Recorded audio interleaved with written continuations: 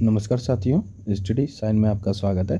आज की जो क्लास है आपकी अब यूपीपीसीएस टेस्ट नंबर 2 रहेगा। ठीक है, इसको कंप्लीट करेंगे और इसमें करंट अफेयर भी ये रहेगी आपकी जुलाई से लेकर 2024 सितंबर तक। ठीक है, और इससे पहले हमने एक टेस्ट नंबर करा दिया है, टेस्ट फर्स्ट करा दिया था, जिसमें हमने कवर करा था जनवरी से लेकर सितंबर 2024 की करंट अफेयर।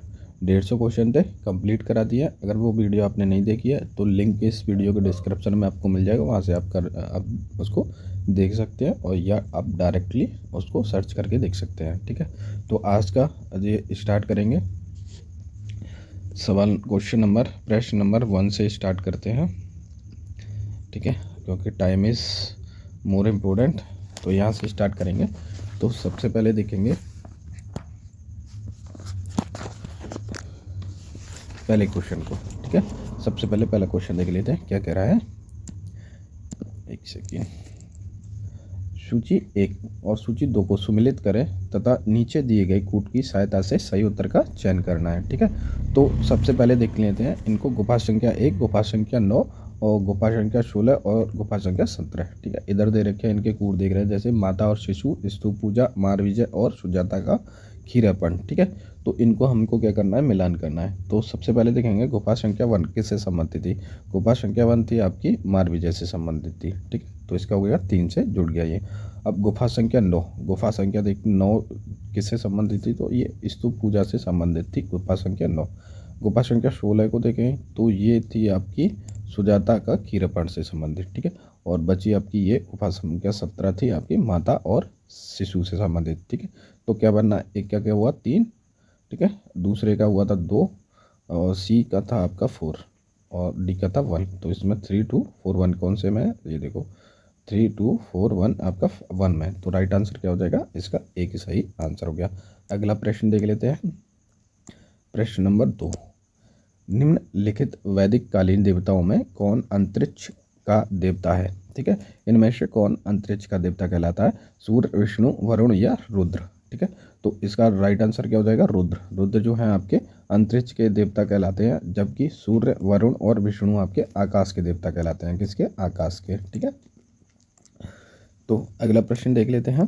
प्रश्न नंबर 3, निम्न में से कौन सा युग्म सही सुमेलित नहीं है। इनमें से कौन सा सही सुमेलित नहीं है, ये देखना है हमें। ठीक है, तो ऋषभदेव वृषभ से संबंधित थे, अजितनाथ गज से, संभावनाथ अश्व और अभिनंदननाथ महिषी। तो इसमें से राइट आंसर क्या हो जाएगा आपका,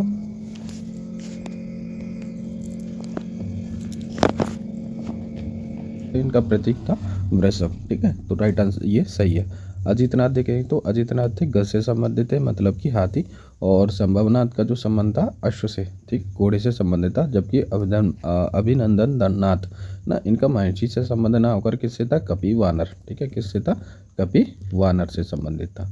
ठीक है ना, तो राइट आंसर क्या हो जाएगा इसका, सी डी। तो इनके जितने भी प्रवर्तक रहे हैं, 24 तीर्थक रहे हैं ना, तो सभी का देख लेना है और सभी के प्रतीक चिन्हों को एक बार आप देख के जाना।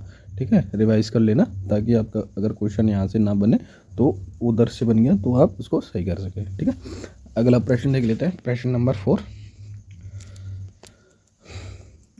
पांचरात्र व्यू के देवता कौन नहीं है। पांचरात्र देवता कौन नहीं है। ठीक है, तो संकर्ष, प्रद्युमन, अनिरुद्ध और या सांब। ठीक है, तो इसका सही आंसर क्या हो जाएगा, सांब। सांब जो है आपके पांचरात्र व्यू के देवता नहीं है। ठीक है, तो किसके देवता हैं ये हैं आपके चक्रव्यूह के देवता माने जाते हैं।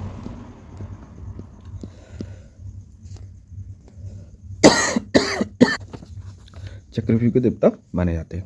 अगला प्रश्न देख लेते हैं। प्रश्न नंबर 5, निम्नलिखित युग्मों में कौन सा सही सुमेलित नहीं है। इनमें से कौन सा सही सुमेलित नहीं है। तो सबसे पहले देखेंगे अंग की राजधानी क्या थी, मगध। क्रू की राजधानी थी इंद्रप्रस्थ, कंबोज की हाटक या सुरसैन की मथुरा। तो इसका राइट आंसर क्या हो जाएगा, सुमेलित नहीं है। इनमें से कौन सा मैच नहीं करता, तो अंग जो है आपका मैच नहीं करता। अंग की जो राजधानी क्या कहलाती थी, चंपा। ठीक है, क्या थी, चंपा अंग की राजधानी थी। ठीक है, बाकी का कुरु की राजधानी जो थी इंद्रप्रस्थ थी, कंबोज की हाटक थी, जबकि सूरसेन की मथुरा राजधानी थी। ठीक है, अगला प्रश्न देख लेते हैं। प्रश्न नंबर 6, यज्ञ एक टूटी नाव है जिस पर विश्वास नहीं किया जा सकता। किस उपनिषद में कहा गया है ये, ठीक है। तो कौन सा उपनिषद है जिसमें ये कहा गया है?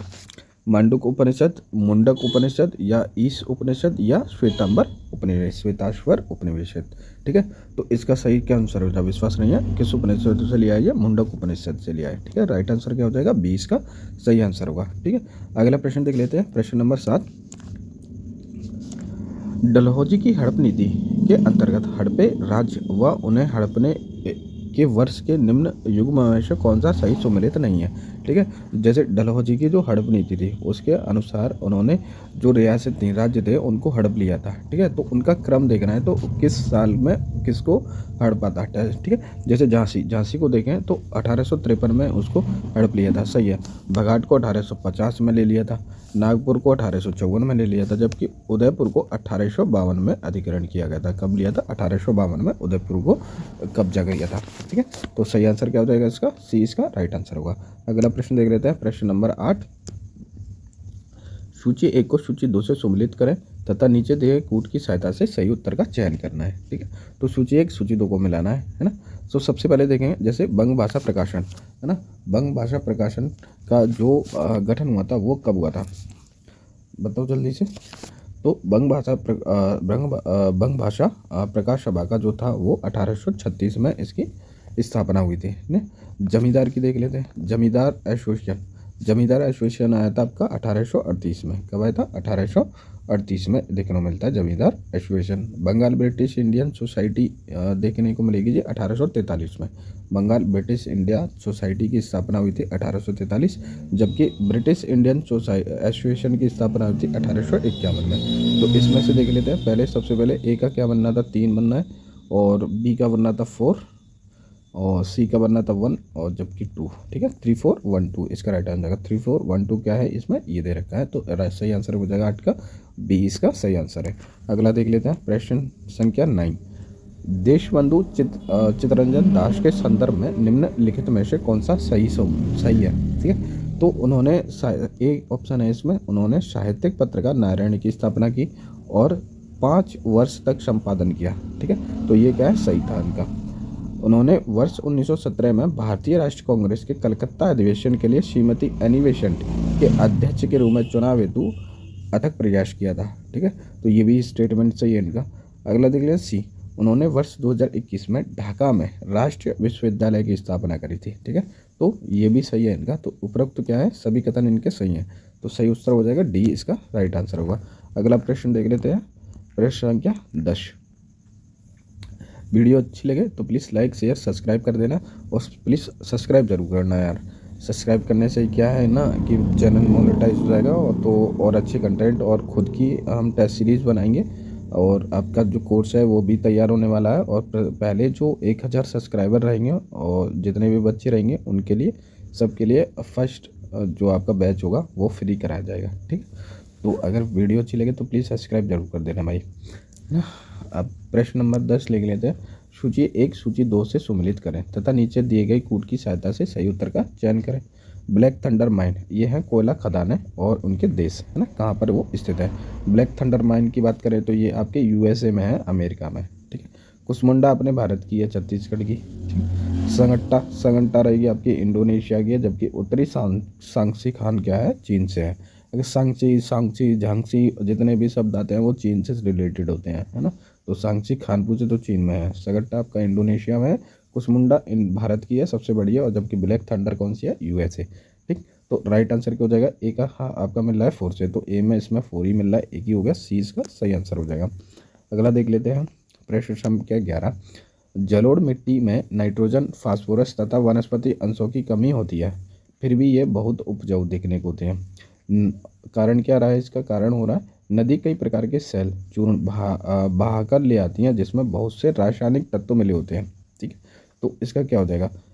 इसके दोनों सही हैं और कारण भी सही व्याख्या करता है, तो ए इसका राइट आंसर हो जाएगा। दोनों सही हैं तथा ए की सही व्याख्या करता है, ठीक। तो क्या हो जाएगा? ए इसका राइट आंसर होगा। अगला प्रश्न देख लेते हैं, प्रश्न 12। फास्फोरस तथा वनस्पति के जो अंश होते हैं ना, उनकी कमी देखने को मिलती है, और जैसे ही नदी कई प्रकार के सैल चूर्ण अपने साथ बहा के ले आती हैं, ये जो हिमालयी नदियाँ होती हैं, तीव्र प्रभाव होता है जिसके कारण इनका जो अपर्दन करती है ना, उसको सबको लेते चलती है साथ में, है ना। तो उसके साथ में क्या है, कुछ पोषक तत्व भी उसके मिट्टी के साथ में आ जाते हैं, बहाव के साथ में आ जाते हैं, अपर्दन की वजह से आते हैं, तो वो मिट्टी में आपके इंक्लूड हो जाते हैं, मिल जाते हैं, ताकि उसकी जो उर्वरक क्षमता होती है ना, जलोढ़ मृदा की, उसको बढ़ा देते हैं। तो इसका राइट दोनों ही इसके क्या है, जो कारण है इसका सही हो जाता है। तो क्या हो जाएगा, इसका ए सही होगा। अगला देख लेते हैं, प्रश्न नंबर 12 देखते हैं। सोलास के संदर्भ में निम्नलिखित में से कथनों में कौन सा सही है। सोलास क्या है, सोलास एक वन है, ठीक है, उष्णकटिबंधीय वन है, शीतोष्ण कटिबंधीय वन होता है सोलास। अब देख लेते हैं, पहला है ये उत्तरी हिमालय क्षेत्र में पाए जाने वाले उष्ण कटिबंधीय वन है, ठीक है।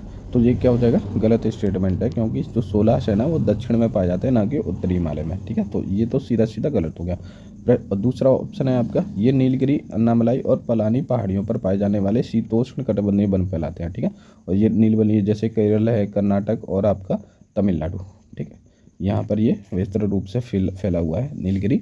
तो यहाँ पर देखने को मिलते हैं सोलास वन, ठीक। तो राइट आंसर हो जाएगा बी, 2 इसका सही है, तो आंसर होगा बी, इसका सही आंसर हो जाएगा, ठीक, 12 का बी। अगला देख लेते हैं, प्रश्न संख्या 13 देखते हैं। दक्षिण प्रायद्वीपीय नदियों के संदर्भ में निम्नलिखित में से कौन सा सही है, ठीक है। इनमें से कौन सा सही है, दक्षिण भारत की जो नदियां हैं उनके संदर्भ में देखें तो इनमें से कौन सा स्टेटमेंट सही होगा। तो पहला स्टेटमेंट है ये नदियां अभी युवावस्था में हैं, ठीक है। और दूसरा है, ये नदियां अपने आधार तल को प्राप्त कर चुकी हैं, ठीक। तो सबसे पहले पहला वाला देख लीजिए, ये नदियाँ युवावस्था में हैं, नहीं है, ठीक है। तो ये क्या है, वृद्धावस्था में है, और ये नदियाँ अपने आधार तल को प्राप्त कर चुकी हैं, क्योंकि ये अब अपर्दन नहीं करती हैं, क्योंकि इनमें इतना बहाव नहीं है, और ये मानसून प्रकार की है, जब वर्षा होती है तभी इनमें अधिकतर जल देखने को मिलता है, बाकी दिनों में ये थोड़ी सी सूखने पर आ जाती हैं। तो इसका सही आंसर हो जाएगा बी, इसका सही होगा 13 का बी। अगला प्रश्न देख लेते हैं, प्रश्न संख्या 14। निम्नलिखित में से कौन सा दर्रा हिमाचल प्रदेश के अवस्थित नहीं है ना। इनमें से कौन सा जो दर्रा है हिमाचल प्रदेश में अवस्थित नहीं है। तो पहले देख लीजिए, जैसे चांगला, देवशा, सिपकिला और रोहतांग, ठीक। तो देवशा आपका हिमाचल प्रदेश में देखने को मिलता है, सिपकिला भी हिमाचल प्रदेश में ही, और रोहतांग पास भी आपका हिमाचल प्रदेश में है, रोहतांग पास से ही आपकी ब्यास नदी निकलती है। और ये देख लेते हैं चांगला, चांगला जो है आपका जम्मू कश्मीर था पहले, अभी क्या हो गया, लद्दाख में है। चांगला जो है आपका लद्दाख में देखने को मिलता है, और जबकि आपका रोहतांग, देवसा और सिपकिला ये हिमाचल प्रदेश के दर्रे हैं।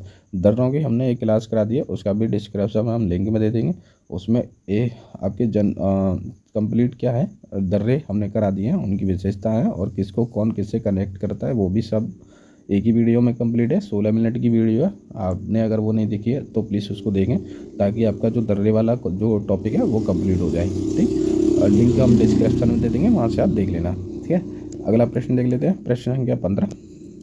निम्नलिखित राजवंशों को कालानुक्रम में व्यवस्थित कीजिए, ठीक है। इनके कालक्रम का व्यवस्थित करना है। तो सबसे पहले कौन सा वंश आया था, ठीक। तो सबसे पहले देखने को मिलेगा हमें, बताओ, हर्य वंश, मौर्य वंश, या शुंग वंश, या नंद वंश,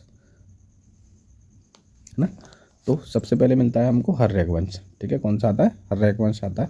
और फिर उसके बाद में देखने को मिलता है नंदवंश। हर्यक के वंश के बाद आता है नंदवंश, फिर नंदवंश को फिर चंद्रगुप्त उसको ख़त्म कर देता है, मार देता है, समाप्त करता है। फिर उसके बाद में आ जाती है मौर्य वंश की स्थापना करता है चंद्रगुप्त मौर्य, और फिर उसके बाद में शुंग वंश की स्थापना होती है, ठीक है। तो सबसे पहले आया था हर्यक, फिर नंदवंश आया, फिर मौर्य, और उसके बाद में आया था शुंग वंश। तो 2413 इसमें है बी, ऑप्शन इसका सही हो जाएगा बी।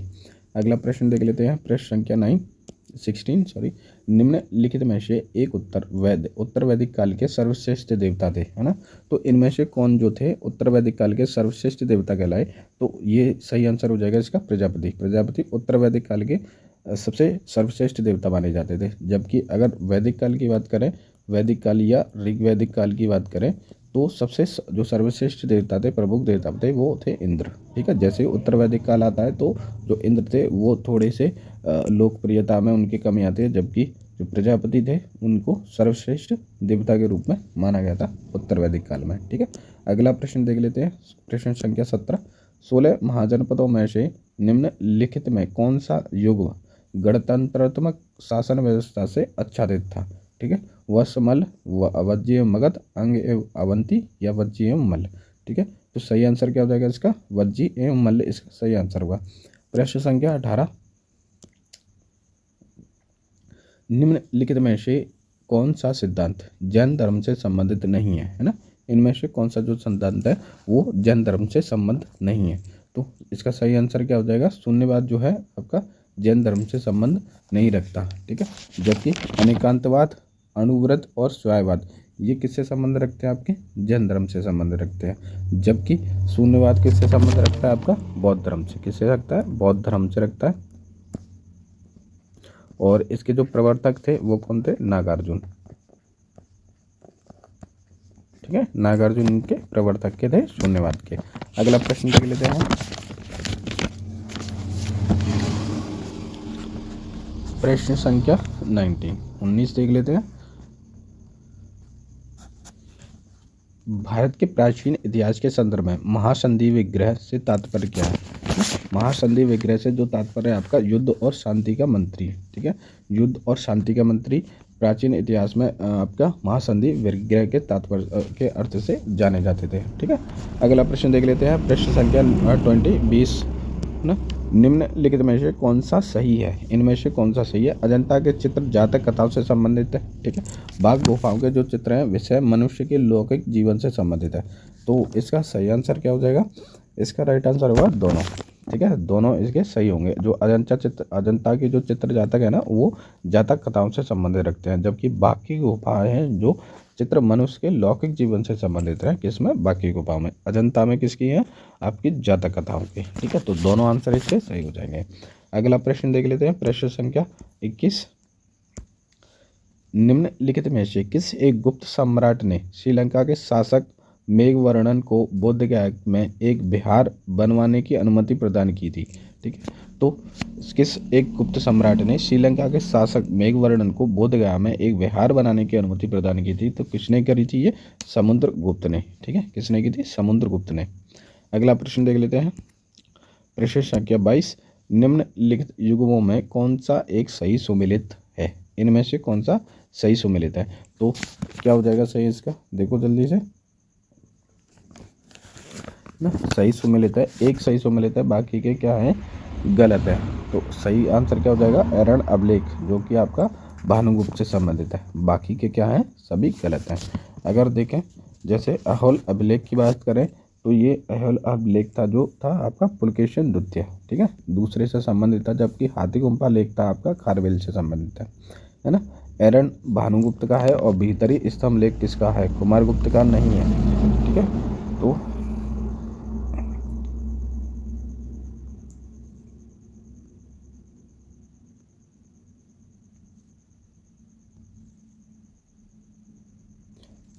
तो आगे चलते हैं। जैसे भीतरी स्तंभ की बात करें तो ये स्कंदगुप्त का था। किसका था? स्कंदगुप्त का, ना कि कुमारगुप्त का। ठीक है, तो सही आंसर क्या हो जाएगा इसका? सी सही है।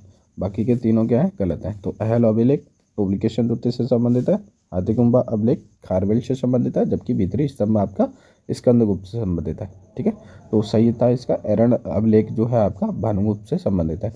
तो जितने भी आपके जो अभिलेख है ना उनको एक बार देखते चलना, क्योंकि क्वेश्चन बनने की संभावना यहाँ से प्रबल है। अगला देख लेते हैं, प्रश्न संख्या 23, निम्नलिखित में से कौन सा एक संसद शस्त्र नहीं है ना? इनमें से कौन सा जो है संसद का शस्त्र नहीं है? जैसे बजट शस्त्र होता है, मानसून शस्त्र होता है, शीतकालीन शस्त्र होता है, लेकिन ग्रीष्मकालीन जैसा कोई शस्त्र नहीं होता है। तो राइट आंसर क्या हो जाएगा? 20 का सही होगा। अगर प्रत्येक जो भी आपकी संसद की जो शस्त्र होते हैं उनमें 6 महीने के, दो शस्त्रों के बीच में 6 महीने का अंतर नहीं होना चाहिए। अगला देख लेते हैं, प्रश्न संख्या 24, निम्नलिखित कथनों में कौन सा असत्य है? इनमें से कौन सा असत्य कथन है? अब देख लेते हैं, राष्ट्रपति पर महाभियोग केवल लोकसभा में प्रारंभ किया जा सकता है। ऐसा बिल्कुल भी नहीं है, क्योंकि जब राष्ट्रपति पर अगर महाभियोग चलाना है, राष्ट्रपति पर महाभियोग आता है तो क्या होगा? 14 दिन पहले तो उनको क्या देनी पड़ेगी? सूचना देनी पड़ेगी। ठीक है, नोटिस पीरियड देना पड़ेगा। और अगर लेके आते हैं, अगर लोकसभा जैसे आपका महाभियोग लेके आते हैं तो वो राज्यसभा या लोकसभा दोनों में से किसी में भी ला सकते हैं, क्योंकि इसके निर्वाचन में दोनों की भूमिका रहती है। अगला देख लेते हैं स्टेप इसका दूसरा ऑप्शन, महाभियोग प्रस्ताव पर सदन के 1/4 सदस्यों जिस सदस्य ने आरोप लगाए कि हस्ताक्षर होने चाहिए। ठीक है, जैसे महाभियोग लेके आ रहे हैं तो उसमें जो सदन के जो स्थायी एक चौथाई सदस्य का क्या होना चाहिए, हस्ताक्षर होना चाहिए, तभी क्या हो जाएगा आपका महाभियोग पर चर्चा होने लगेगी। ठीक है, तो सही आंसर क्या हो जाएगा इसका 2, क्योंकि एक तो गलत ही था। अगला प्रश्न देख लेते हैं, प्रश्न संख्या 25। सहकारी समितियों के संदर्भ में निम्नलिखित कथनों में से कौन सा सत्य है, इनमें से कौन से सत्य है। ठीक है, सही कौन सा है।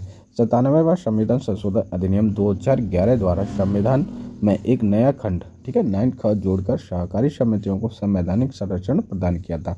ठीक है, तो क्या हो जाएगा, सही आंसर होगा इसका 2। अब दूसरा ऑप्शन है, सहकारी समितियां बनाने का अधिकार एक मौलिक अधिकार है। ठीक, तो सहकारी जो समितियां हैं जो बनती हैं इनका जो गठन करना क्या है आपका मौलिक अधिकार है। तो दोनों ही स्टेटमेंट क्या है, सही हो जाएंगे। तो सही आंसर क्या हो जाएगा सी, 1 और 2 इसके सही आंसर होंगे।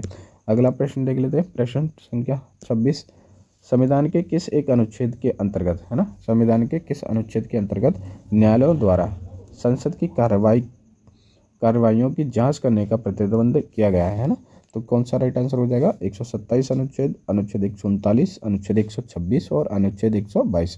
सही आंसर हो जाएगा इसका अनुच्छेद 122 का, है ना। किस अनुच्छेद के अंतर्गत न्यायालयों द्वारा संसद की कार्रवाइयों की जांच करना प्रतिबंध किया गया। तो सही आंसर क्या हो जाएगा सी, इसका डी इसका सही आंसर होगा 122।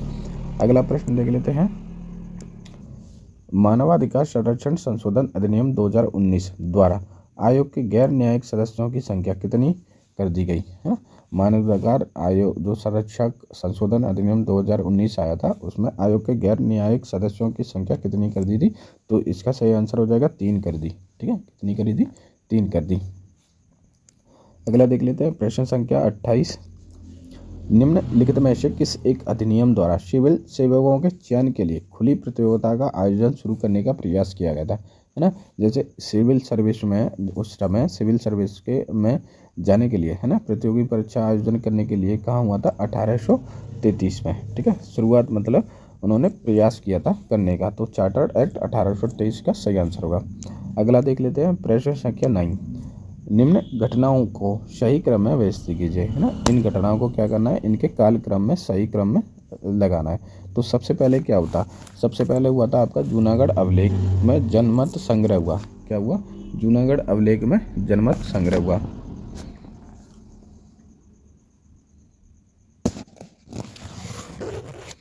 है ना, जूनागढ़ अभिलेख में क्या हुआ आपका सम्मेलन हुआ। जैसे जूनागढ़ रियासत में जनमत संग्रह हुआ। तो कब हुआ था ये, 1948 में। कब हुआ, 1948 में ये हुआ था। दूसरा आता है आपका कश्मीर सियासत, है ना। कश्मीर रियासत के जो कश्मीर रियासत के संबंध में भारत पाकिस्तान द्वारा विराम स्वीकार किया। ठीक है, तो ये दूसरा ये हो जाएगा, ये भी 1948 का ही है। तीसरा आता है आपका हैदराबाद रियासत का भारतीय संघ में विलय हुआ, है ना। हाँ, तो ये कब हुआ था, ये भी आपका 1948 में। सबसे पहले आ गया आपका 2, 1 और 3, ना। 2, 1, 3 किसमें, बी इसका सही आंसर हो जाएगा। अगला प्रश्न देख लेते हैं, प्रश्न संख्या 30। निम्नलिखित में से किस अधिनियम द्वारा बंगाल के गवर्नर जनरल को विश्व परिषद में, है ना, विश्व परिस्थितियों में अपनी परिषद के निर्णय को निरस्त करने अथवा लागू करने का अधिकार प्रदान किया गया। ठीक है, तो कब किया गया था, ये 1786 में ऐसा किया गया था कि जिस अधिनियम से बंगाल का गवर्नर के विशेष परिस्थितियों में अपनी परिषद के निर्णय को निरस्त करना और लागू करने का अधिकार 1786 में आया था गवर्नर के बाद में। ठीक है, अगला प्रश्न देख लेते हैं, प्रश्न संख्या 31। निम्नलिखित में से कौन सी राष्ट्रपति की स्वविवेकी शक्तियां हैं, है ना। इनमें से कौन सी शक्तियां हैं जो राष्ट्रपति की अपने विवेक से लेना होता है। तो मंत्रिपरिषद के सदस्यों की नियुक्ति करता है, अपने विवेक से नहीं करता, क्योंकि प्रधानमंत्री की सहायता से सलाह से करता है। फिर आता है आपका किसी विधेयक को रोक कर रखना, है ना, ये सही है। किसी भी विधेयक को क्या कर सकता है, वो रोक सकता है। तीसरा देखते हैं, राज्यपाल द्वारा भेजे गए विधेयक पर स्वीकृति देना, किसी परामर्श पर, है ना, स्वीकृति देना, तो क्या हो जाएगा, गलत हो जाएगा। और किसी परामर्श पर मंत्रिपरिषद में से पुनर्विचार हेतु। ठीक, तो इसका राइट आंसर क्या हो जाएगा, सही होगा। तो 2 और 4 इसके सही हैं, बाकी के दोनों गलत हो जाएंगे। अगला प्रश्न देख लेते हैं, प्रश्न संख्या 32। जनगणना 2011 के अनुसार उत्तर प्रदेश के निम्नलिखित जिलों में किसमें नगरीकरण, ठीक है। अगला देख लेते हैं, जैसे यहाँ से आता है, जनगणना 2011 के अनुसार उत्तर प्रदेश में निम्नलिखित में से किसमें नगरीकरण प्रतिशत सर्वाधिक है। तो सर्वाधिक जो नगरीकरण देखने को मिलता है आपको गाजियाबाद में, ठीक है। कहाँ मिलेगा, गाजियाबाद में देखेंगे तो। और दूसरा रहता है आपका लखनऊ, कौन सा आएगा, लखनऊ। दूसरा नंबर पे आएगा लखनऊ, और पहला है, सबसे पहले आएगा गाजियाबाद, दूसरा लखनऊ हो जाएगा। और तीसरा देखें तो कानपुर नगर, है ना, तीसरा आपका कानपुर नगर हो जाएगा, और चौथा आपका गौतम बुद्ध नगर, ठीक। तो सही आंसर क्या हो जाएगा इसका, 1 2 3 4, डी इसका सही है। अगला प्रश्न देख लेते हैं, मूरलैंड, है ना, 33। मूरलैंड कहाँ पर अवस्थित है, एक मध्यवर्ती उच्च भूमि है ना। तो मूरलैंड जो है आपका ब्रिटेन, ग्रेट ब्रिटेन में स्थित है। कहाँ पे है, ग्रेट ब्रिटेन में स्थित है। अगला देख लेते हैं 34, प्रश्न संख्या 34। पारितंत्र की उत्पादकता, जो पारितंत्र उत्पादकता को प्रभावित करने वाला सर्वाधिक महत्वपूर्ण कारक कौन सा है ना। पारितंत्र की उत्पादकता को प्रभावित करने वाला सबसे महत्वपूर्ण कारक क्या हो जाएगा, सही आंसर क्या होगा इसका ना। तो इसका सही आंसर होगा बस सूर्यताप। सूर्यताप है, सभी ऊर्जाओं का स्रोत कहलाता है सूर्यताप। प्रश्न संख्या 35 देखते हैं, निम्नलिखित में से एक मीन है, इनमें से कौन सा एक मीन है। तो क्या हो जाएगा इसका सही आंसर हो जाएगा, इनमें से कौन एक मीन है, तो फ्लाइंग फिश। फ्लाइंग फिश जो है आपकी मीन है। अगला प्रश्न देख लेते हैं, प्रश्न संख्या 36। निम्नलिखित युग्मों में से सही सुमेलित कीजिए। इनमें से सही सुमेलित करना है युग्मों में से, जैसे प्रत्यागमी करारोपण, ठीक है, क्या है, प्रत्यागमनी करारोपण। तो आय वृद्धि के साथ कर की दर का घटना, तो प्रतिगामी करारोपण कहलाता है, ठीक है। तो ये हो गया सही। आनुपातिक करारोपण की बात करें तो आय में परिवर्तन के बाद भी कर की दर क्या है, अपरिवर्तित है। सी प्रयोगशील करारोपण, आय में वृद्धि के साथ साथ कर के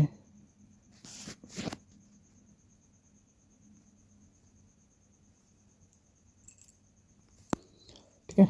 तो क्या हो जाएगा, सही आंसर हो जाएगा इसका डी इसका सही हो जाएगा, सभी इसके सुमेलित हैं।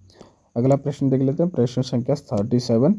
Physical quality of life index, physical quality of life index का परिकलन किसके द्वारा किया गया था, ठीक है। तो इसका सही आंसर क्या हो जाएगा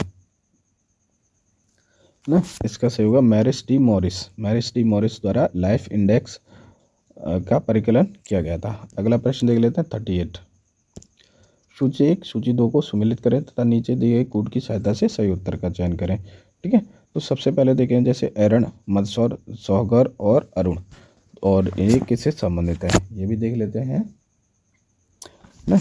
तो सबसे पहले देखें, जैसे एरण अभिलेख है ना, एरण है, एरण अभिलेख में सती प्रथा का साक्ष्य मिलता है ना।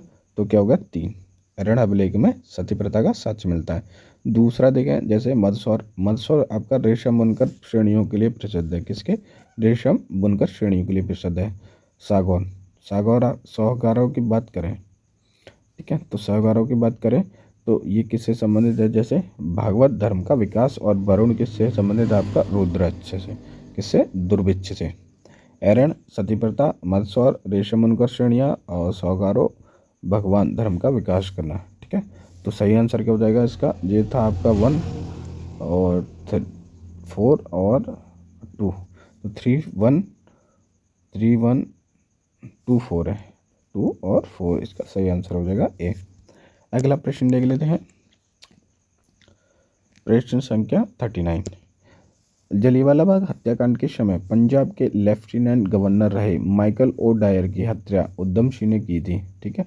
तो कब करी थी, उधम सिंह ने उसकी हत्या कर दी, तो कब की थी, 1940, मार्च 1940 में lieutenant governor Michael O'Dwyer की हत्या करी थी, मार्च 1940। अगला प्रश्न देख लेते हैं, 1936 ईस्वी में कांग्रेस के लखनऊ अधिवेशन, ठीक है, क्या है, लखनऊ अधिवेशन के संबंध में निम्नलिखित पर विचार कीजिए। जैसे इस अधिवेशन में कांग्रेस पार्लियामेंट बोर्ड का गठन किया गया। ठीक। दूसरा है इस अधिवेशन में एक सूत्री अस्थायी कृषि कार्यक्रम घोषित किया जाए, है ना। तीसरा है इसी अधिवेशन में जवाहरलाल नेहरू ने मैं समाजवादी हूँ, मेरा लक्ष्य समाजवाद की स्थापना करना है का नारा दिया था। ठीक है, तो सही आंसर क्या हो जाएगा? तीनों इसके सही आंसर है, ए बी सी। अगला देख लेते हैं प्रश्न संख्या 41। सूची 1 और सूची 2 से सुमेलित करना है। तो सबसे पहले देखते हैं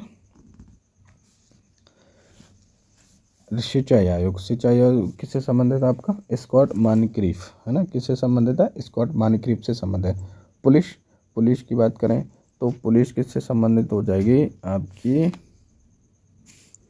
ना? पुलिस संबंधित है आपकी सर एंड्रयूज फ्रेजर से। अकाल आयोग की बात करें तो एंटनी मैकडोनाल्ड। और विश्वविद्यालय आयोग की बात करें तो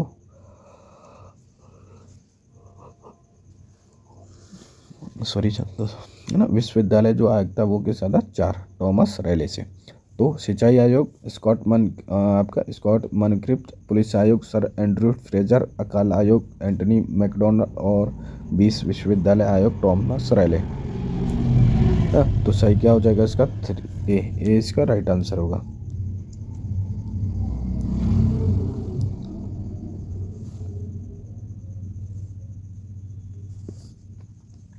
ना, अगला प्रश्न देख लेते हैं,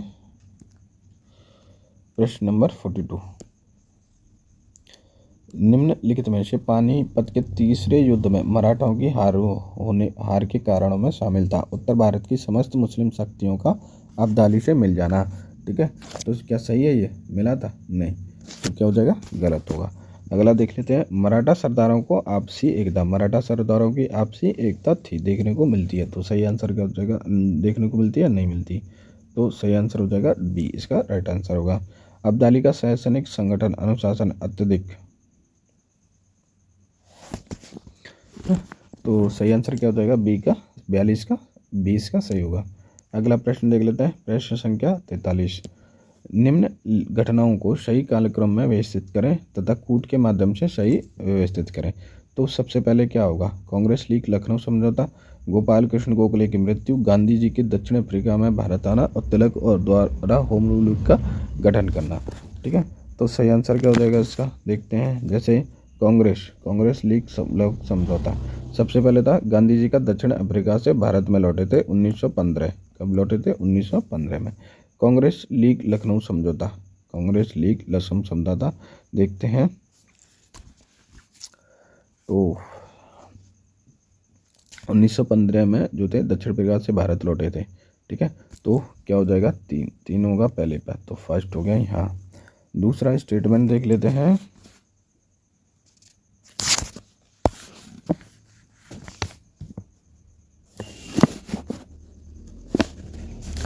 गोपाल कृष्ण गोखले की मृत्यु, है ना। गोपाल कृष्ण गोखले की मृत्यु भी कब हुई थी? 1915 में इनकी भी मृत्यु हो जाती है।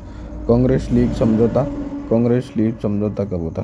तो ये था 1916 और तिलक और होम रूल का जो गठन हुआ था वो 1916 में ही होता। ठीक है, तो इसका सही आंसर क्या हो जाएगा? जल्दी से कमेंट में बताएं। तो इसका सही आंसर होगा 3241, इसका सही आंसर है। अगला प्रश्न देख लेते हैं। अगर वीडियो अच्छी लगे और बेनिफिट दे रही है आपको तो प्लीज़ शेयर, सब्सक्राइब और लाइक भी कर देना दोस्तों। ठीक है, तो क्वेश्चन नंबर 44 देख लें। तो शुंग वंश के संबंध में, है ना, शुंग वंश के संबंध में निम्न कथनों पर विचार कीजिए। तो शुंग वंश का 8वां शासक कौन था? काशीपुत्र भगभद्र था। भगभद्र के शासनकाल के 14वें वर्ष तक्षशिला के शासक एंटियालिकीडस का राजदूत हेलियोडोरस इसके दरबार में आया गया था। धनभूति इस वंश को अंतिम शासक था। कौन था? धनभूति इस वंश का अंतिम शासक था। किसका? शुंग वंश का। इनमें से सही आंसर लगाना है, तो सही आंसर क्या हो जाएगा? डी, इसका राइट आंसर होगा। 1 और 3 इसके सही हैं, बाकी के सब गलत हैं। अगला प्रश्न देख लेते हैं, प्रश्न संख्या 45। बाघ की गुफाओं के संबंध में कौन सा कथन सही नहीं है? तो बाघ की गुफाओं के संबंध में कौन सा कथन सही नहीं है? तो देखते हैं। 45 क्या हो जाएगा? सी। यहाँ की चित्रकला क्या है? यहाँ की जो चित्रकला है धार्मिक जीवन से संबंधित है। किससे है? धार्मिक जीवन से, है ना।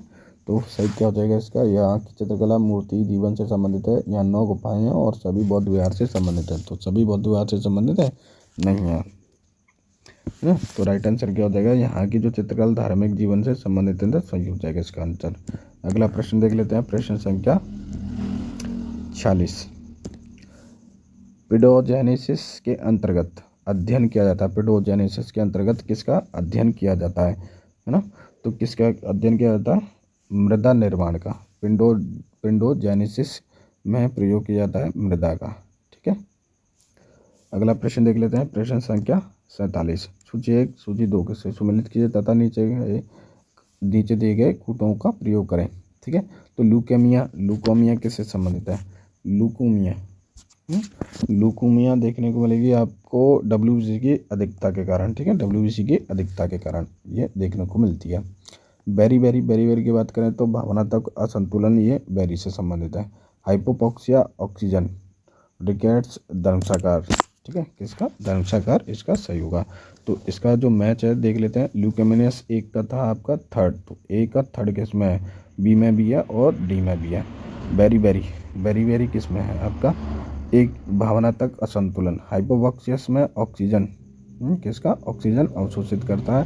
और रिकेट्स की बात करें तो WBC की अध्यक्षता आपकी धनुषाकार जैसे। ठीक है, अगला प्रश्न देख लेते हैं, प्रश्न संख्या 48। निम्नलिखित में से कौन सा यंत्र प्रकाश के पूर्ण आंतरिक परावर्तन पर आधारित है ना। तो प्रकाश तो पूर्ण आंतरिक परावर्तन पर क्या आधारित है, तो सही बताइए जल्दी से, डी। तो तीनों ही क्या है, ये आंतरिक परावर्तन पर आधारित है। ठीक है, तो 1 2 3 ऑस्कोपोस, गैस्ट्रोस्कोप और बनकोस्कोप। अगला प्रश्न देख लेते हैं 49। निम्नलिखित में से किस प्रस्ताव के नियम के द्वारा संसद के सदस्य अविलंब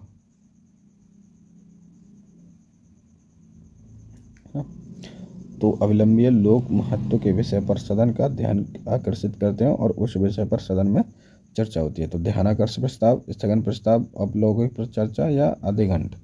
ठीक है, तो सही क्या हो जाएगा इसका, स्थगन प्रस्ताव इसका राइट आंसर हो जाएगा 49 का। अगला प्रश्न देख लेते हैं 50 में पूछा हुआ है इसने, निम्नलिखित में से किस एक पारिस्थितिकी तंत्र को बड़े शिकारों की भूमि कहा जाता है ना। तो बड़े शिकारों की भूमि कौन सी होती है आपकी, सवाना की जो घास है ना, ये आपकी बड़ी घास ना होगा, छोटी स्मॉल घास होती है ना। अगला प्रश्न देख लेते हैं 51। प्रोटीन के संदर्भ में कौन सा कथन असत्य है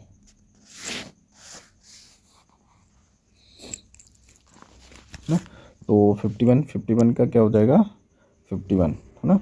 तो 51 का रहेगा आपका डी। यह एक एंटीजन के रूप में शरीर की सुरक्षा प्रदान करता है ना, क्या करता है, शरीर की सुरक्षा प्रदान करता है एंटीजन के रूप में।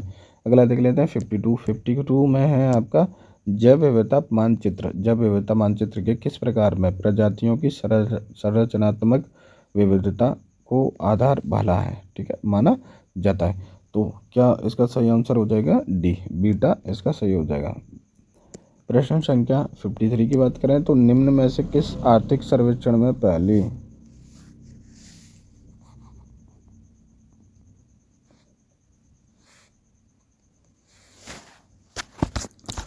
ना। अगला देख लेते हैं 50 का क्या हो जाएगा, 50 देख लेते हैं पहले 50 वाले का ना। 52 जैव विविधता मानचित्र के प्रकार, जैव विविधता मानचित्र के करण के किस प्रकार टाइप अप से प्रजातियों संरचनात्मक विविधता को आधार माना जाता है। ठीक है, तो इसका सही आंसर क्या हो जाएगा, बी, बीटा को यह माना जाता है। अगला देख लेते हैं प्रश्न संख्या 53। निम्न में से किस आर्थिक सर्वेक्षण में पहली बार धारणीय विकास और जलवायु परिवर्तन का नवीन अभ्यास जोड़ा गया था। ठीक है, तो सही आंसर क्या हो जाएगा, बी इसका राइट आंसर होगा 10 और 11 ना। अगला प्रश्न देख लेते हैं प्रश्न संख्या 54। समय पूर्ण अर्थात 5 वर्ष की पूरी अवधि के समाप्ति से पूर्व विघटित पंचायत जब पुनर्गठना की जाती है। ठीक है, और पंचायत सब पुनर्गठित की जाती है, तो इसका अवधि का कार्यकाल क्या होता है ना। तो राइट आंसर क्या हो जाएगा इसका, ए, अवशिष्ट अवधियों के लिए, किसके, अवशिष्ट जो बची हुई अवधियां उनके लिए। अगला प्रश्न देख लेते हैं 55। अशोक के शिलालेखों के संबंध में कौन सा युग सही सुमेलित है ना। तो अशोक के शिलालेख के संबंध में कौन सा सही सुमेलित नहीं है। पहला जो लेख था प्रथम अभिलेख है ना, प्रथम लेख या अभिलेख, प्रथम अभिलेख या तीसरा अभिलेख, इसका राइट आंसर होगा तीसरा, मानव एवं पशु चिकित्सा का प्रबंधन, ठीक है, तीसरा लेख। आठवां देख लेते हैं, जैसे आठवां लेख की बात करा तो क्या हो जाएगा इसका सही, मानव एवं पशु चिकित्सा का प्रबंधन इसका सही आंसर होगा। अगला प्रश्न देख लेते हैं, प्रश्न संख्या 56, अभिकथन है और कारण है, ठीक है। तो अकबर ने 1575 ईस्वी में दिल्ली में इबादत खाना का निर्माण कराया था। तो दिल्ली गया था अकबर, नहीं, कहाँ गया था, फतेहपुर सीकरी। तो जो इबादत खाना है वो कहाँ खोलेगा, फतेहपुर सीकरी, ठीक है। दूसरा कारण क्या था, दार्शनिक एवं महामंडल, ठीक है, महामंडल। तो दार्शनिक एवं धर्मशास्त्री विषयों के बाद विवाद के माध्यम से धर्म की सत्यता जानना चाहता था, ठीक है। तो कारण सही है लेकिन अभिकथन जो है गलत है, तो दिल्ली की वजह से गलत हो जाएगा। बाकी का 1575 में इबादत खाने की स्थापना की गई थी। तो सही आंसर क्या हो जाएगा इसका, पहला गलत हो गया, दूसरा सही है, तो डी इसका राइट आंसर होगा। अगला देख लेते हैं, जैसे प्रसिद्ध वैष्णव गुरु रामानुजाचार्य के संबंध में निम्नलिखित में से कथन में से सही आंसर का चयन करें। तो सबसे पहले देखने को मिलता है, जैसे इनका जन्म हुआ था 1117 ईस्वी में तमिलनाडु के शिव श्री पेरम्बदूर के में हुआ था, है ना। उसके बचपन का नाम था लक्ष्मण। उन्होंने वेदांत का प्रशिक्षण अपने गुरु यादव प्रकाश से प्राप्त किया है, ठीक है। इनके दर्शन को विशिष्ट द्वैतवाद दर्शन कहा जाता है ना, ये भी सही है। तो 57 का क्या हो जाएगा, ए राइट आंसर होगा, 1 2 3 4। अगला देख लेते हैं 58। 1 जुलाई 2024 से ब्रिटिश काल की भारतीय दंड संहिता 3 कानून स्थापित करने के स्थान पर 3 नए आपराधिक कानून लागू किए गए, ठीक है। तो पहला है इन तीनों के नए कानूनों में 25 दिसंबर 2024 को राष्ट्रपति की अनुमति प्राप्त हो गई थी, ठीक है। 25 दिसंबर 2023 को 1 जुलाई 2024 से लागू करने के लिए अधिसूचना सरकार ने 24 फरवरी 2024 को जारी की थी, ठीक है। आईपीसी के स्थान पर लाई गई भारतीय न्याय संहिता 338 क्या है सही, 358। अगला देख लेते हैं, तो इसके तीनों सही हो जाएंगे 58 के। प्रश्न संख्या 59। अगर वीडियो आपको अच्छी लगे तो प्लीज़ शेयर लाइक सब्सक्राइब कर देना दोस्तों, सब्सक्राइब करके ज़रूर जाना, क्योंकि वीडियो को देख जाते हैं लेकिन सब्सक्राइब कोई नहीं करता, प्लीज़ रिक्वेस्ट है। अगला देख लेते हैं 59।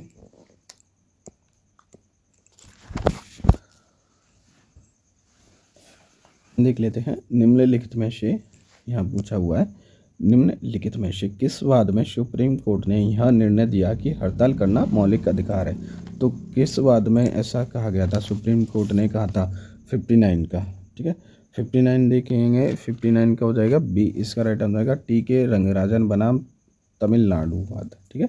तमिलनाडु हो गया था, पी.के. रंजन बनाम तमिलनाडु। तो मौलिक अधिकार हो गया था क्या, निर्णय हड़ताल करना, सुप्रीम कोर्ट ने निर्णय दिया था। अगला देख लेते हैं, प्रश्न संख्या 60 हो गया। संविधान के अनुच्छेद 19(1) में भारतीय राज्य के क्षेत्र में किसी भाग में निवास करने और बस जाने का मौलिक अधिकार प्राप्त है। इन पर युक्त प्रतिबंध किन आधारों पर लगाया जा सकता है।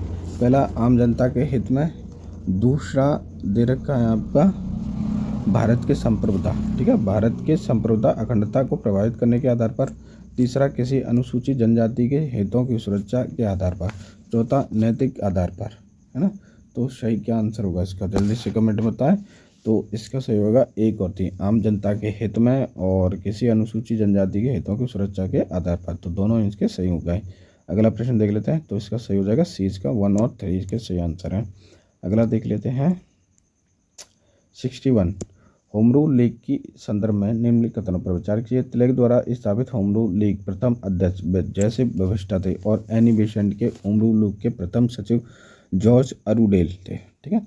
तो क्या हो जाएगा इसका आंसर ना, तो ये था आपका पहला सही थी। और तिलक का home rule league Annie Besant के होम रूल लीग की तुलना में अधिक क्षेत्रों में फैला हुआ था ना, तो क्या हो जाएगा गलत। एनी बेसेंट भारत की पूर्ण, ठीक है, पूर्ण स्वतंत्रता का की विरोधी थी, ठीक। तो राइट आंसर हो जाएगा 1 और 3 इसके सही आंसर हो जाएंगे, तो सी इसका सही होगा। अगला प्रश्न देख लेते हैं मुस्लिम लीग है ना, मुस्लिम लीग के संदर्भ में किसकी जिसकी स्थापना 20वीं शताब्दी के प्रारंभिक दशक में हुई थी, निम्नलिखित कथनों पर विचार कीजिए। यह मुस्लिम किसानों का एक समूह था। लीग ने बंगाल विभाजन का समर्थन किया। यह मुस्लिमों के लिए है ना अलग निर्वाचन व्यवस्था चाहती है। ठीक है, तो राइट आंसर क्या हो जाएगा इसका 62 का हो जाएगा सी। 2 और 3 लीग ने बंगाल विभाजन का समर्थन किया और यह मुसलमानों के लिए अलग निर्वाचन व्यवस्था चाहती थी, तो दोनों इसके सही आंसर हो जाएंगे। ठीक है, तो सत्य पूछा है, दोनों ही इसके सही आंसर हो जाएंगे, तो राइट आंसर हो जाएगा सी 62 का सी। अगला प्रश्न देख लेते हैं। महामंडलेश्वर के पद पर सृजन किसके ने कराया था? महामंडलेश्वर के पद का सृजन किसने किया था, है ना, तो सही आंसर हो जाएगा इसका अजत्यु देवराज ने किया था। अगला प्रश्न देख लेते हैं। निम्नलिखित घटनाओं को उनके कालक्रम में व्यवस्थित कीजिए। ठीक है, इन घटनाओं को कालक्रम में व्यवस्थित करना है। तो सबसे पहले देखने को मिलता है आपका पीरपुर रिपोर्ट। ठीक है, सबसे पहले रहेगा आपका पीरपुर रिपोर्ट। दूसरा आपका लाहौर प्रस्तावना, क्या होगा लाहौर प्रस्तावना। तीसरा गांधी जिंदा वार्ता और चौथा आपको ठीक है। अगला देख लेते हैं, ये हो गया आपका 2, इसका सही आंसर हो जाए 3। तो 3, 2, 1 और 4 paper for report Desai Liaquat pact. ठीक है, अगला देख लेते हैं 65, प्रश्न संख्या 65। इसमें से बेमेल युगों का चयन कीजिए जो मैच नहीं करते। जैसे संगम की बात करें, ठीक है, संगम हरिहर बुक्का ने 1336। ठीक है, संगम की थी हरिहर बुक्का। ठीक है, सन कौन सी थी? संगम वंश यह सन था 1905। ठीक है, 19 तो संगम तुलुप से कौन संबंधित था? नरसिंह राव सालुब से था वीर नरसिंह था और वीर से था तिरुमाला। ठीक है, तो सही इसमें से बेमेल युगों को चयन करें, मतलब गलत को चयन करना है। गलत कौन कौन सा हो गया इसमें? ठीक है, तो 2 और 3 तुलुप वंश जो है नरसिंह राव सालुब का नहीं है और तीसरा सालुब वीर नरसिंह का नहीं है। ठीक है, तो राइट आंसर क्या हो जाएगा इसका 2 और 3 बी इसका सही आंसर हो जाएगा। अगला प्रश्न देख लेते हैं। सल्तनत काल में निम्न में से कौन सा अधिकारी सुल्तान के अंगरक्षकों का प्रधान होता? ठीक है, सल्तनत काल में निम्न में से कौन सा अधिकारी सुल्तान के अंतरिक्ष भाग का, है ना, तो सही आंसर क्या हो जाएगा 66 का, और 66 का आंसर हो जाएगा आपका डी सर ए जानदार, इसका सही आंसर होगा। अगला देख लेते हैं 67। लॉर्ड डलहौजी के व्युत्पन्न सिद्धांत के अंतर्गत विलय होने वाला निम्न में से अंतिम राज्य कौन था? ठीक है, तो अंतिम राज्य था करौली जो थी आपकी अंतिम राज्य थी शामिल होने में, और कब हुई थी 1855 में। कब हुई थी 1800। ठीक है, अगला देख लेते हैं। निम्न में से किस भारतीय नेता ने पार्लियामेंट सुधार में भारत परिषद अधिनियम 1109 को तैयार करने में विशेष भूमिका निभाई थी? ठीक है, तो 68 का राइट आंसर क्या हो जाएगा बी, इसका सही हो जाएगा गोपाल कृष्ण गोखले। अगला देख लेते हैं 69। समाचार 1 समाचार 2 से संबंधित कीजिए। प्रवर्तक कौन थे? जैसे द पॉयनियर ना, द पॉयनियर किससे संबंधित थे ना? जॉर्ज एलन से। किससे? जॉर्ज एलन से, और जॉर्ज एलन इसमें है नहीं, जॉर्ज एलन से संबंधित थे। किससे? George Elon.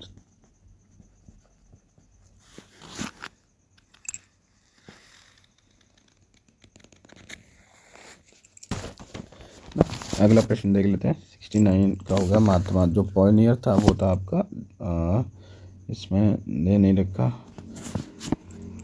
मिलान करना है। हाँ, सही और गलत देखना है ना, कौन सा सही सुमेलित है कौन सा गलत है। तो देखते हैं द पॉयनियर महात्मा गांधी की है। ठीक है, सही हो गया। नेशनल हेराल्ड जवाहरलाल नेहरू की नहीं है। स्वदेश वाहिनी CR रेड्डी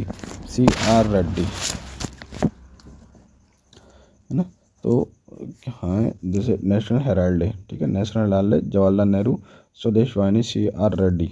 ठीक है, और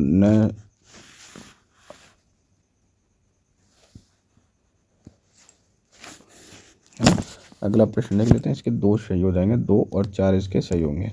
अगला देख लेते हैं 70, प्रश्न संख्या 70। अगर वीडियो आपको अच्छी लगे तो प्लीज़ शेयर लाइक सब्सक्राइब कर देना दोस्तों। बिना सब्सक्राइब कोई नहीं जाएगा, बिना लाइक करे कोई नहीं जाएगा, ठीक है। क्वेश्चन नंबर 70, सूची 1 को सूची 2 से सम्मिलित कीजिए, ठीक है। अनुच्छेद और प्रावधान दे रखे हैं। तो अनुच्छेद 39 में क्या है, कुछ दशाओं में शिक्षा लोक सहायता पाने का अधिकार, ठीक है। तो ये 39 का ए से संबंधित है, ठीक है। ये यहाँ पर जुड़ जाता है। ये समान कार्य के लिए समान वेतन, ऐसे कैसे हो सकता है, गलत क्यों दे रखा है इसमें।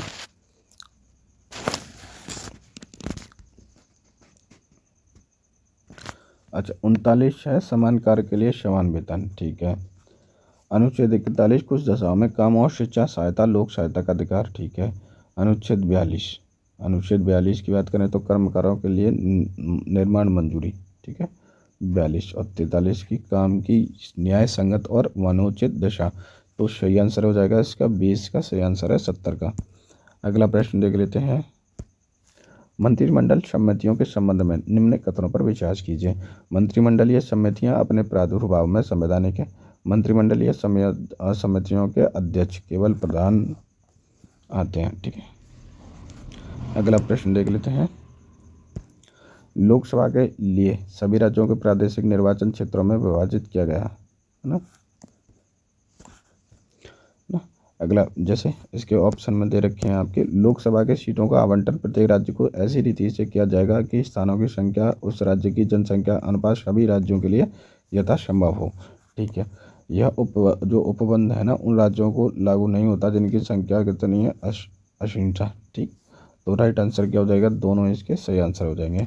अगला देख लेते हैं 72, भारतीय संसदीय समूह आईपीसी के संबंध में निम्नलिखित कथनों पर विचार कीजिए, है ना। भारतीय संसदीय समूह आईसीसी के संबंध में कौन सा कथन सही हो जाएगा, ठीक है। तो 73 का क्या हो जाएगा, सी इसका सही हो जाएगा। इसके सदस्य केवल वर्तमान सांसद की ही संसद होते, तो दोनों गलत हो जाएगा। 74 देखते हैं। संविधान के भाग ना, संविधान के भाग 5 में कुल 5 अभ्यास हैं, ठीक है। कितने हैं, 5 अभ्यास। इनके संबंध में कौन सा सुमेलित नहीं है ना, कौन सा सुमेलित नहीं है इनमें से, अध्याय 2, अध्याय 3, अध्याय 4। तो क्या हो जाएगा, सही आंसर है उसका 4, है ना। तो राइट आंसर क्या हो जाएगा इसका, अध्याय 4 नियंत्रण महालेख की परीक्षा है। अगला प्रश्न देख लेते हैं 75, आज का लास्ट क्वेश्चन है। और इसके बाद में इसकी एक वीडियो और आएगी जिसमें आपके 75 क्वेश्चन और कंप्लीट कराएंगे। 75 उसमें 150 कंप्लीट हो जाएंगे और आपकी एक टेस्ट सीरीज हो गई कंप्लीट। तो ये क्या था आपका बेसिक, ठीक है। बेसिक कोई बना रहा है, तो सही आंसर क्या हो जाएगा, जैसे उच्चतम न्यायालय का न्यायाधीश बनने के लिए निम्न में से कौन सी अर्हता होनी चाहिए। उसे भारत का नागरिक होना चाहिए, सही है। उसे किसी उच्च न्यायालय में कम से कम 5 वर्ष के लिए न्यायाधीश होना चाहिए, ठीक है। तो ये भी सही है, सही है, नहीं गलत हो जाएगा। तो तीसरा है उसकी न्यूनतम आयु कितनी होनी चाहिए, 50 वर्ष होनी चाहिए। वह उच्च तापमान के विभिन्न न्यायालयों में मिलाकर 10 वर्ष तक अधिवक्ता रहा, ठीक है। तो सही आंसर क्या होता है इसका, जल्दी से कमेंट बॉक्स में बताएं आप लोग। 1, 2, 4 इसका सही होगा, ठीक है। 1, 2, 4 इसका सही आंसर है ना। तो आज का जो था आपका 75 क्वेश्चन था, लास्ट क्वेश्चन था आज का। और इसके आगे के जितने क्वेश्चन बनेंगे 150 क्वेश्चन है एक टेस्ट सीरीज में। और आगे का जो है आपका अगले वाले पार्ट में आ जाएगा, ये पार्ट 1, पार्ट 2। और इससे पहले एक टेस्ट सीरीज करा दिया, उसमें जनवरी से लेकर सितंबर 2024 की करंट अफेयर है और टोटली एमसीक्यू हैं। और आपको उसको वो अगर देखना है, अगर नहीं देखा है तो लिंक डिस्क्रिप्शन में दे देंगे, वहाँ से आप एक्सेस कर सकते हो, ठीक है। तो आज के लिए बस इतना ही। थैंक यू, धन्यवाद।